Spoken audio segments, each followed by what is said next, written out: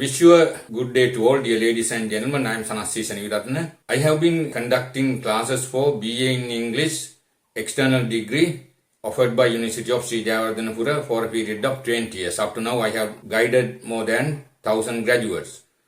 මම මේ වීඩියෝ එකෙන් කියන්න යන්නේ ශ්‍රී ජයවර්ධනපුර විශ්වවිද්‍යාලයේ බාහිර උපාධියක් තිබෙනවා BA in English ශාස්ත්‍රවේද ඉංග්‍රීසි වාර්ෂිකව බඳව ගන්නවා පහුගිය කාලේ නවත්තලා තිබිලා මේ අවුරුද්දේ බැච් එකක් ගත්තා දැන් දිගටම රෙජිස්ටර් කරනවා එමේ උපාධිය BA in English external degree එක දෙන්නේ බාහිර අංශයෙන් හරි මේක ඊටම වටින උපාධියක් හරියටම අවුරුදු 3යි කාලය රෙජිස්ටර් කරපු දවසේ ඉඳලා අවුරුදු 3යි බඳවා ගැනීමේ ක්වොලිෆිකේෂන් එක නේ ඇතුළත් මේ සුදුසුකම් වන්නේ ඕනෑම විෂය ධාරාවකින් එක සහතිකයට A level S3ක් තියෙන්න ඕන. ඒක තමයි ප්‍රධානතම සුදුසුකම. ඒ අර වෙන ඒවා කන්සිඩර් කරන්නේ නැහැ. A level English literature කරලා S pass එකක් තියෙන අය ඩිරෙක්ට් ගන්නවා. අනිත් අයව ගන්නේ ටෙස්ට් එකකින්. දැන් මේ වතාවේ අන්තිමට තිබුණු ටෙස්ට් එකට 1700ක් විතර පෙනී හිටියා. විශ්වවිද්‍යාලේ 340ක් තෝරගත්තා. ඉතින් මේකට නැවත අයදුම්පත් කැඳවනවා මැයි මාසේ. මේ A level ලියපු දරුවන්ගේ ප්‍රතිඵල එනකොට. වයස් ભેදයක් නැහැ. හරි. ඕනෑම කෙනෙකුට පුළුවන් අවශ්‍ය වෙන්නේ S3ක් විතරයි. හැබැයි ඒ සිලෙක්ෂන් ටෙස්ට් එක පාස් වෙන්න ඕන.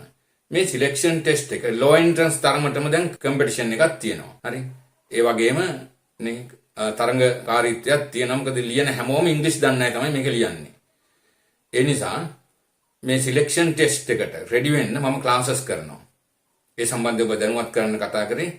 මේ අවුරුද්දේ A level ලියපු දරුවන්ටත් පුළුවන්. හරි.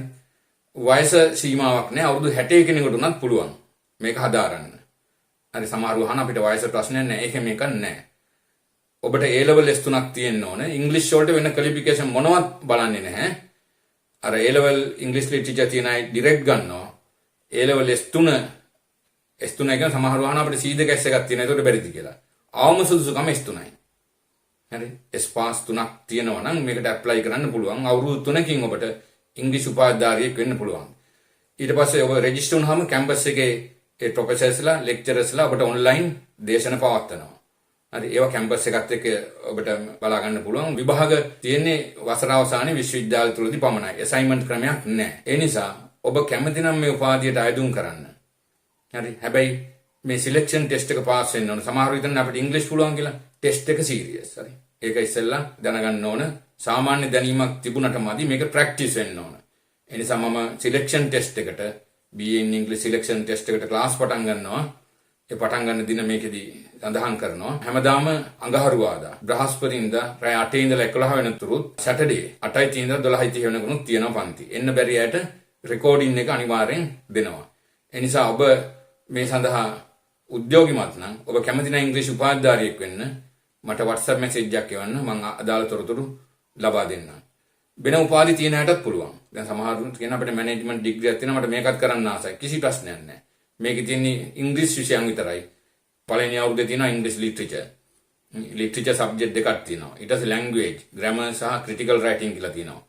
ELT methodology. ELT මෙතඩොලොජි කියන්නේ ඉංග්‍රීසි ඉගැන්වීමේ ක්‍රමවේදය. ඒකේ සබ්ජෙක්ට් දෙකක් තියෙනවා. ඊට පස්සේ ක්ලාසිකල් ලිටරචර් සම්භාව්‍ය සාහිත්‍යය තියෙනවා. IT තියෙනවා. ෆස්ට් ඉයර් එකට. හරි.